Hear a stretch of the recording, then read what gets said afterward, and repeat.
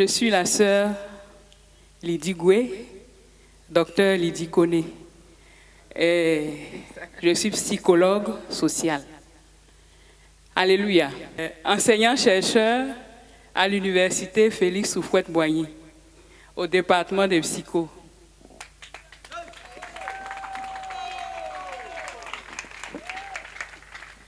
Gloire à Dieu. Et je suis dirigeante de sous-centre dans la zone de Yopougon, plus précisément à Jesco. Gloire à Dieu. Et je disais aux organisateurs que la psychologie de l'homme et de la femme, c'est toute la psychologie. Alléluia. Donc, en réalité, c'est toute la psychologie qui devait être peut-être enseignée. Alléluia. Et je lui disais aussi que désormais, il faut qu'ils mettent les sciences là avant. Alléluia. Pour que le spirituel qui nous concerne vienne couvrir les choses de... Parce que quand le frère Nathanaël a fini de parler, je me suis dit, mais nous on s'en va. Gloire à Dieu. C'est maintenant qu'on va revenir, dire que les émotions, c'est ceci, selon la psychologie et tout ça. Gloire à Dieu. Mais en 20 minutes, je vais voir ce que je peux dire. Gloire à Dieu. Et je voudrais dire que la psychologie, c'est l'étude scientifique du comportement. Alléluia. Et le psychologue se pose la question de savoir pourquoi est-ce que telle ou telle personne se comporte de telle ou telle manière. Donc la psychologie veut comprendre pourquoi est-ce que nous avons tel comportement, pourquoi est-ce que nous réagissons de telle manière. Alléluia. Que ce soit l'homme ou la femme, nous devons retenir que l'homme est en fait la somme ou bien la combinaison de plusieurs facteurs. C'est plusieurs facteurs qui font de nous ce que nous sommes. Que nous soyons un homme ou une femme. Alléluia. Il y a les facteurs qui sont strictement en fait personnels. Vous pouvez voir des jumeaux, on dit homozygotes, mais qui ont des comportements différents, qui vivent peut-être dans le même milieu, qui ont reçu la même éducation, ainsi de suite, mais qui réagissent différemment. Pourquoi? À cause de certaines choses qui sont propres à chacun d'entre eux. Gloire à Dieu. Et il y a les facteurs culturels. Ça veut dire que je suis, on retrouve en moi les effets ou les conséquences de la culture d'où je proviens. Je suis aussi le fruit de l'éducation que j'ai reçue. Je suis le fruit des relations que j'ai bâties autour de moi. Ici, on peut parler du groupe de pères. Ça veut dire que je vais ressembler aux personnes que je fréquente. Gloire à Dieu. Et puis, je suis aussi la conséquence des blessures, des situations difficiles que j'ai vécues depuis l'enfance. Donc, l'époux ou l'épouse, en fait, c'est le produit de tout ça.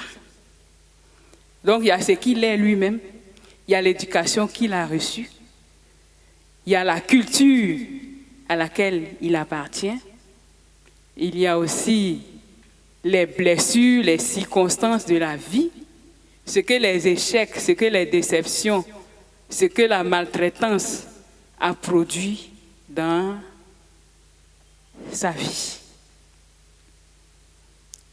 Gloire à Dieu. Et donc, je me suis mariée. Bon, là, je suis en train de dire je me suis mariée. Je ne suis pas en train de rendre mon témoignage. Je suis en train de te parler pour te dire que tu dois te dire que je me suis mariée à quelqu'un qui sort de telle culture, qui a reçu telle éducation, qui a vécu des situations difficiles, ainsi de suite. Donc, c'est la somme de tout ça que la personne va manifester. Et donc, je dois chercher à savoir, à connaître la personne.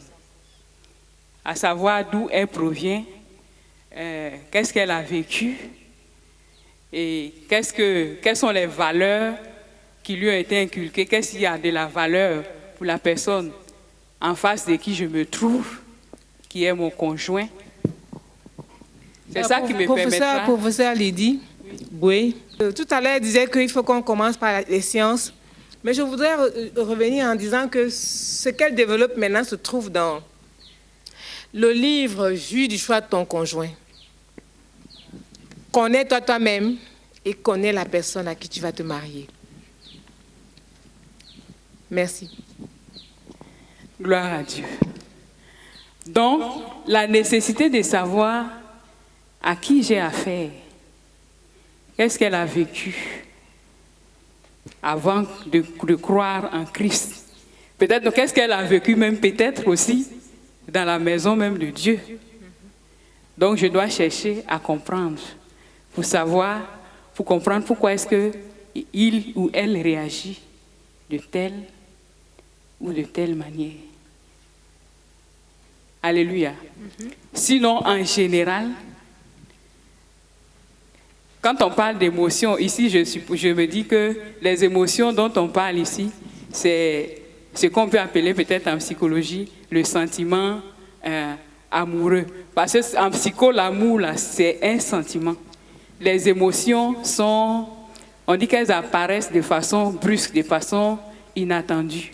Et puis, elles finissent aussi vite. Donc, il y a la joie, la tristesse, la colère, la détresse, même la surprise. Et ces différentes choses-là qu'on appelle les émotions qui apparaissent, elles ne sont pas prévisibles. Une circonstance se présente. J'ai peut-être présenté un concours, le résultat sort. Je vois mon nom affiché. La joie, je n'étais pas joyeuse avant d'avoir consulté les résultats. Dès que je vois mon nom, la joie, l'émotion qu'on appelle la joie apparaît. Je perds peut-être un être cher ou bien je suis allée, je n'ai pas vu mon nom. C'est la tristesse qui surgit. Alléluia. Donc les émotions, on dit quoi? Elles apparaissent de façon inattendue et généralement, elles sont brèves. Mais les sentiments, eux, sont durables. Et nous devons savoir que les femmes expriment plus les émotions. Ça veut dire qu'il est difficile à une femme de maîtriser les émotions. En fait, quand elle est joyeuse, en tout cas, tu sauras qu'elle est joyeuse. Quand elle est triste aussi, tu sauras qu'elle est triste. Et généralement, quand un homme pleure beaucoup, on dit tu pleures comme une femme. Gloire à Dieu. Parce que les femmes expriment, en fait, elles ont une façon excessive d'exprimer leurs émotions. Et généralement, les hommes contiennent, parfois même leur joie n'est pas très perceptible. Ils n'ont pas la capacité de se réjouir comme souvent les femmes font, ou de manifester la tristesse comme les femmes la manifestent. Mais ce n'est pas de façon... ce n'est pas une distinction radicale. Ça veut dire que vous pouvez trouver des femmes aussi qui n'expriment pas facilement leurs émotions. Alléluia. Et donc, dans le foyer, souvent, la femme ignorant ces choses peut se dire que monsieur semble... En fait, il est insensible. Elle souhaiterait que monsieur exprime sa joie ou sa douleur comme elle. Mais elle doit savoir que, en fait, vous n'avez pas la même personnalité. Alléluia. Et chacun a ses attentes. Et pour ce qui concerne, en fait, j'interviens dans le cadre du mariage, n'est-ce pas? La gestion des émotions en tant que marié. Alléluia. Et en psychologie, selon les psychologues, la femme a besoin de beaucoup de manifestations de l'affection de l'époux. Gloire à Dieu. J'ai déjà entendu un frère, un grand dirigeant, dire que lui ne dit pas à sa femme « je t'aime ». Que si je suis allée te doter et puis je t'ai mariée, ça veut dire tu sais que je t'aime. C'est la preuve que je t'aime. Si je ne t'aimais pas, est-ce que j'allais te doter et puis t'épouser? Il y a toutes les sœurs là, c'est toi que j'ai épousé. Ça veut dire que tu dois comprendre que je t'aime. Je n'ai pas besoin de te dire je t'aime. Alléluia. Mes frères, les femmes aiment ça. Elle veut que tu lui dises, même si tu lui as dit ça hier, si tu lui dis ça encore aujourd'hui, en tout cas, ça lui plaît. Elle veut même ça. Le matin. C'est qu'elle a fait de hier. Si tu ne dis pas, elle va dire à qui? Gloire à Dieu. Donc même si tu lui as dit le matin, je t'aime, quand tu arrives au bureau, il faut l'appeler pour lui dire que je t'aime ou bien tu envoies un SMS. Alléluia. Amen. Et il faut que tu la touches de temps en temps pour qu'elle sache qu'elle a encore de l'intérêt. Ça veut dire que quand tu arrives le soir, là, si tu dis « sois béni » sans la toucher, ça va produire quelque chose. Mais si tu viens, tu dis « sois béni » avec un geste de tendresse, tu vas voir. On va te donner la chaise royale comme on l'a donnée au docteur. Comme on l'a donné au docteur Nathanaël. Alléluia. En tout cas, si tu fais ça, tu vas voir. Quand tu vas venir, elle va dire assieds-toi, elle va enlever tes chaussures, elle va masser tes pieds. Alléluia. Elle va te donner à manger. Parce que ce qu'elle attend, c'est ce que tu lui donnes. Donc ne dis pas que mais hier je t'ai dit que je t'aime. Pourquoi on doit te dire chaque jour qu'on t'aime? Hein? Alléluia. Il faut lui dire ça parce que tu sais que ça lui rend ministère. Alléluia. Amen. Les câlins, les gestes affectifs, affectueux. Alléluia. Qu'elle sent? Parce que souvent elle se demande que cette affaire-là, est-ce qu'il m'aime encore? Donc la question là. Donc quand tu poses les actes, même si tu ne lui as pas dit que je t'aime, ça veut dire que quand tu mets même la main là, tu dis chérie, sois bénie. Comment ça va ici? Alléluia. Tu vas voir la suite. Gloire à Dieu. Amen. Donc, en fait, si ça manque, ne sois pas surpris aussi qu'elle fasse aussi tout comme ça. Ça veut dire que tout est sec. Le repas n'est pas prêt. Tu sais à quelle heure je suis allé au marché?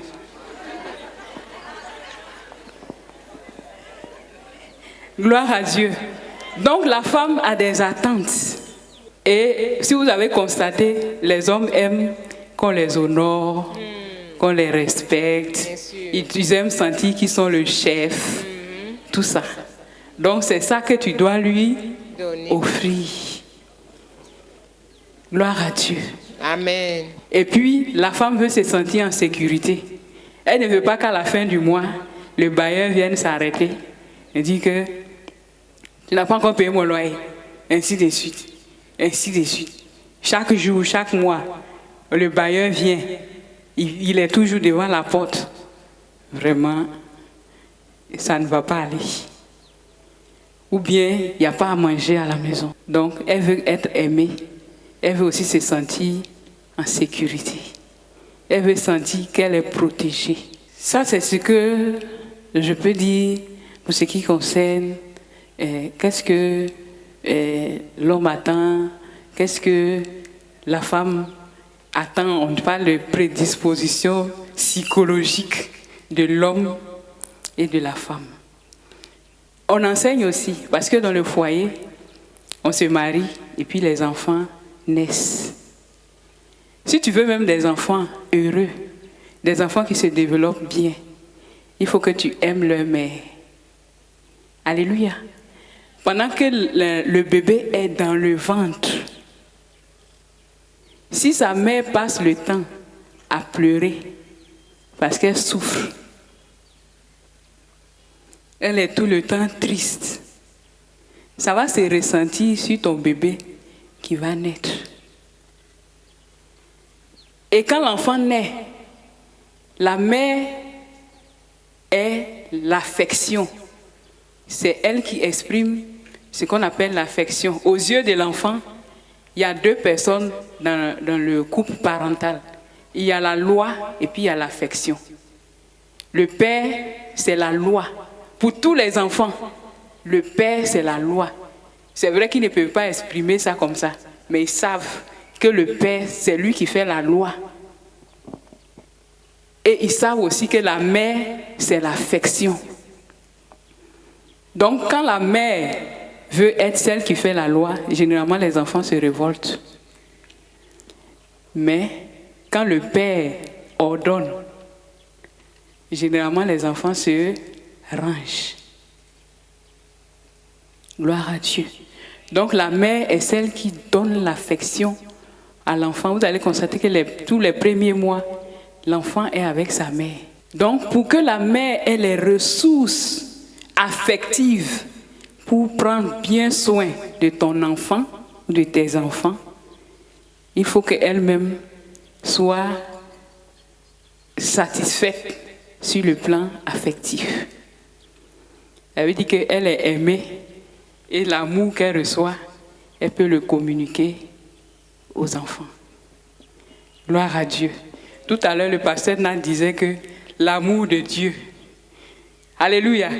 Et puis maintenant, je peux aimer mon épouse. Donc, le psychologue va dire l'amour du mari. Alléluia. Et puis la femme peut aimer les enfants. Gloire à Dieu.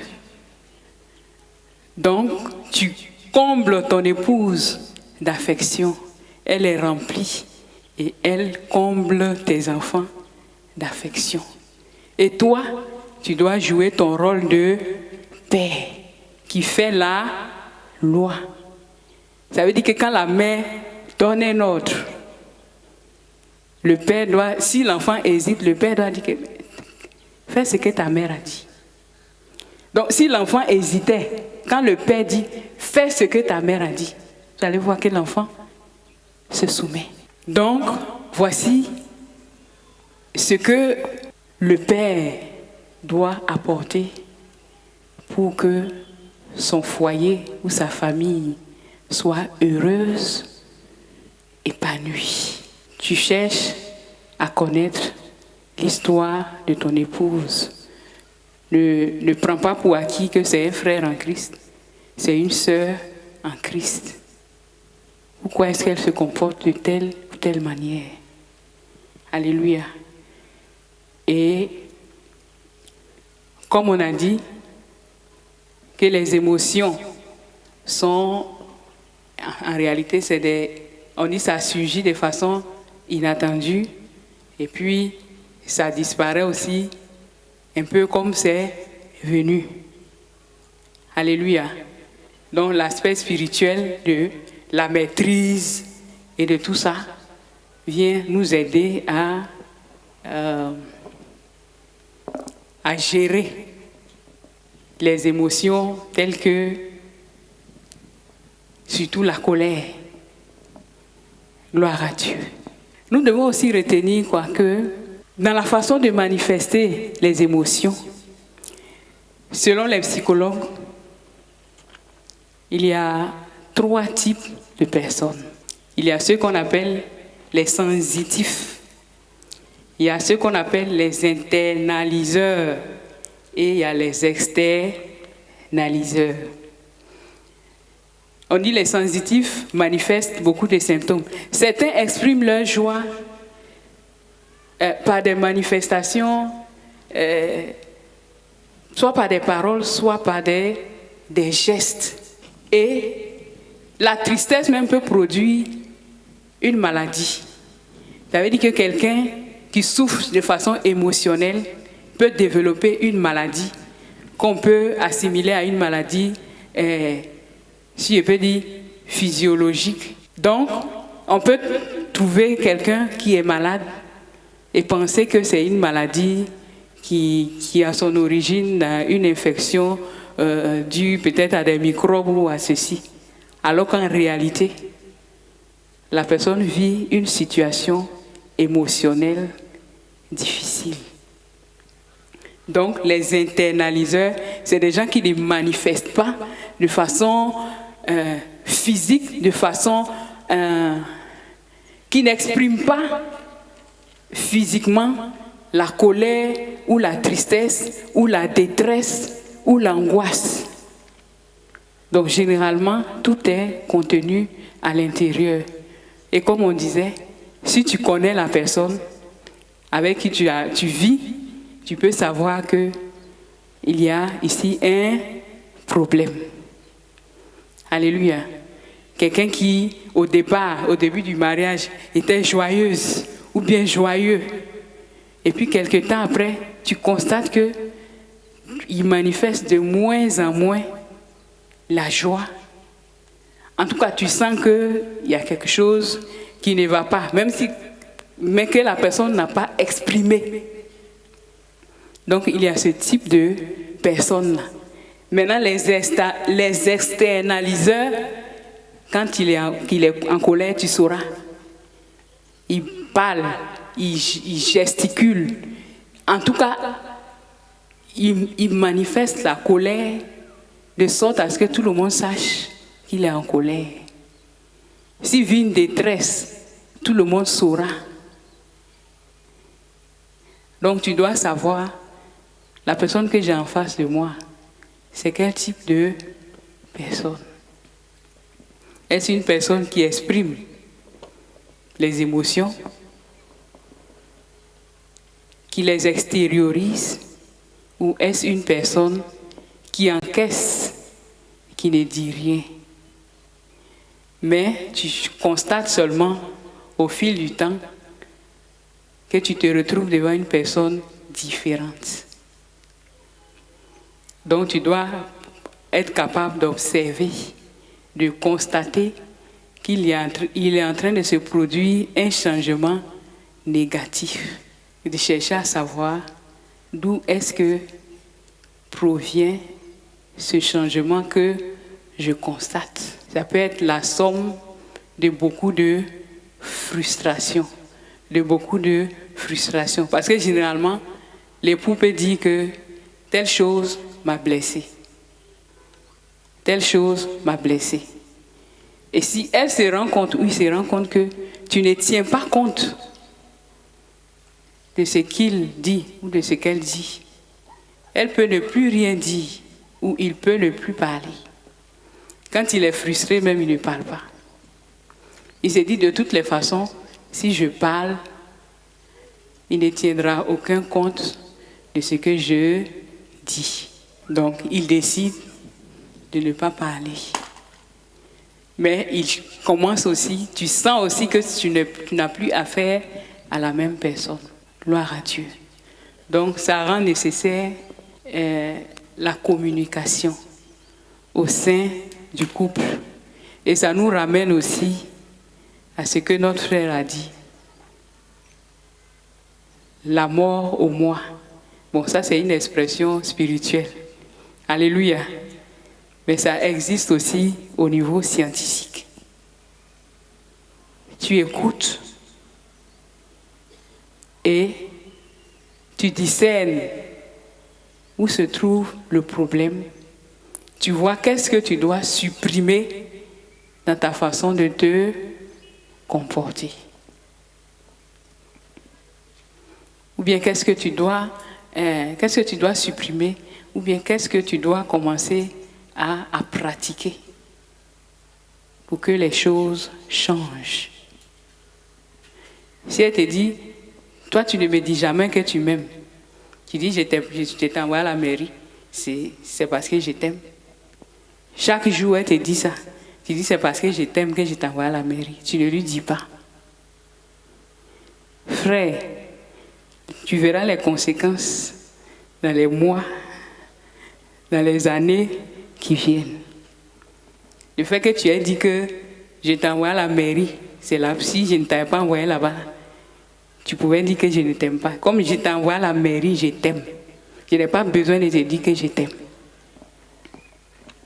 L'insatisfaction c'est instabilité.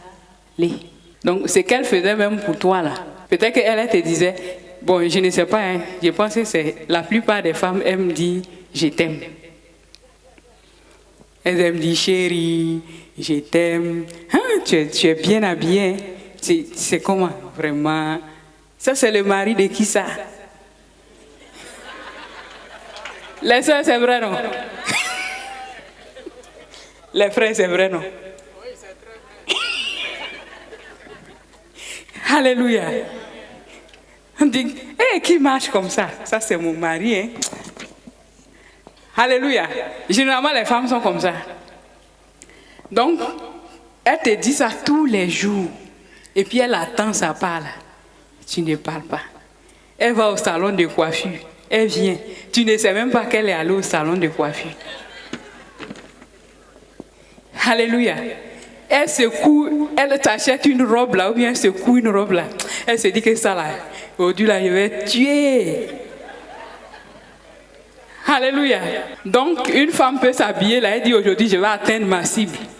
Elle sort même la cible, ne voit même pas que elle a porté une nouvelle robe. Alléluia. Donc, qu'est-ce que c'est ça pour... Elle se coiffe. Alléluia. Elle change de démarche même, tu ne vois même pas. Alléluia. Donc finalement, elle aussi, quand tu te sapes aussi, elle te regarde. Elle dit plus, ça c'est le mari de qui ça?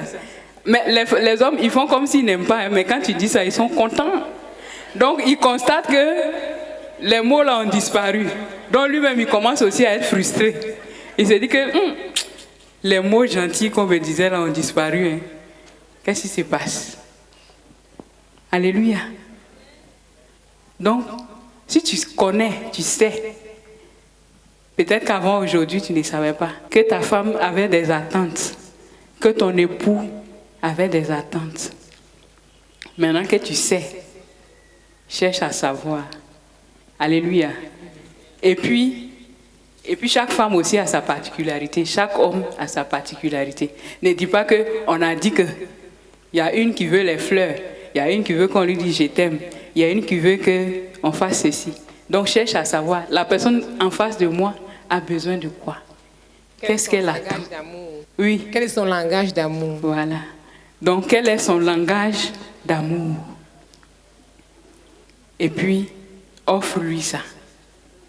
Alléluia. Amen. Et puis,